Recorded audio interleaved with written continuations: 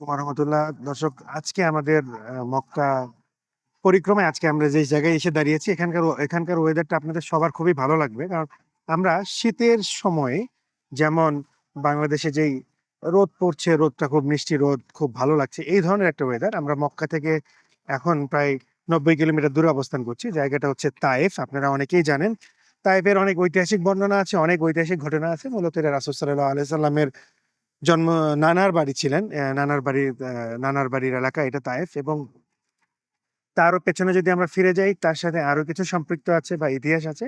সেই ইতিহাসগুলো হচ্ছে ইব্রাহিম আলাইহিস সালাতু ওয়াস সালাম যখন দোয়া করেছিলেন আল্লাহ তাআলার কাছে, যে বারেন উপত্যকার কথা যেটা বলেছিলেন, এটি সেই বারেন উপত্যকা যেখানে তার পরবর্তী বংশধরদের জন্য দোয়া করেছিলেন ফল এবং পর্যাপ্ত পানির জন্য।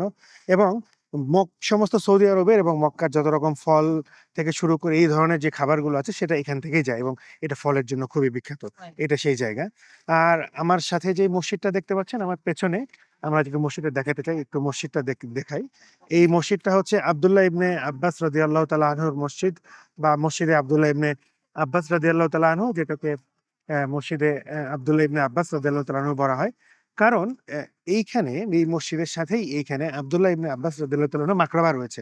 এই সামনে আমি হাত দিয়ে দেখিয়ে দিচ্ছি। এই জায়গাটাতে আব্দুল্লাহ ইবনে আব্বাস রাদিয়াল্লাহু আনহুর কবর রয়েছে, এবং আব্দুল্লাহ ইবনে আব্বাস রাদিয়াল্লাহু তাআলা আনহুর সাথে এখানে কবর রয়েছে মুহাম্মদ ইবনে আলী ইবনে আবি তালিব। মানে আলী রাদিয়াল্লাহু তাআলা আনহুর এক ছেলের কবর আছেন এখানে। ওনাকে ইমাম মুহাম্মদ ইবনে আলী রাহিমাহুল্লাহু তাআলা, ওনার কবর এখানে রয়েছে।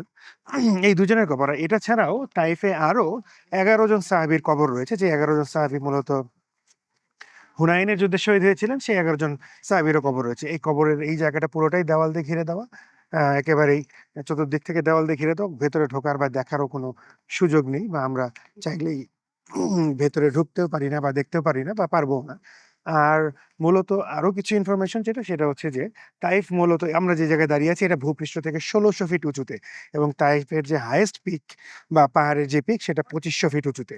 তো মূলত এটা পাহাড়ি শহর বা পাহাড়ের এই জায়গাটা মূলত পাহাড়ের। আমরা যখন মক্কা থেকে এসেছি এখান থেকে ২ টো রাস্তা আছে। একটা রাস্তা পাহাড়ি রাস্তা, একটা নরমাল রাস্তা।